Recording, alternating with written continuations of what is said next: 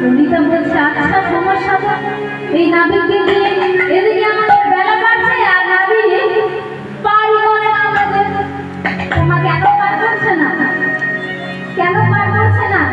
ললিতার জন্য তো বলছে শোনো শোনো ও নাবিক, এই বিশাখা শোন, নাবিক চারা আছে আমাদের পার করবে, দেখ কেমন ভাবে দাঁড়িয়ে আছে, তাই এক কাজ করি আরো দুয়ানা বাড়িয়ে দিই, কেমন? হ্যাঁ তাই তাই। তা চারা না দুয়ানা কত হলো?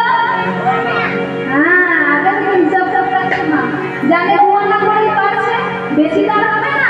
তা চারা না দুয়ানা বলাটা শেষ হয়েছে কিনা বলছে সব। তোমার চারা না দুয়ানা কত হলো? 6 আনা।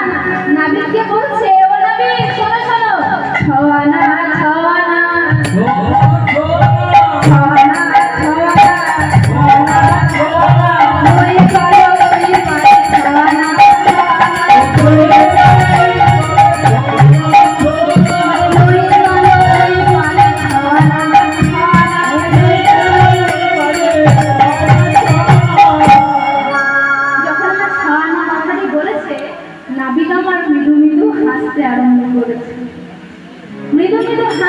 কেন?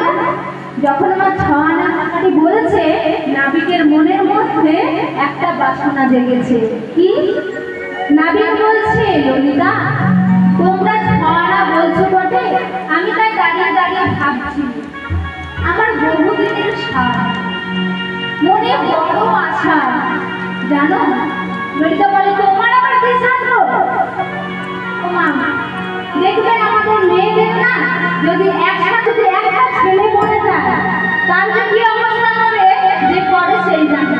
আমার এখানে সতীগণ এত আছে, নাবিক একা পড়ে গেছে, কিছু কথা বললে একদম জোর গলায় বলছে বলছে তোমার আবার কি সাথ?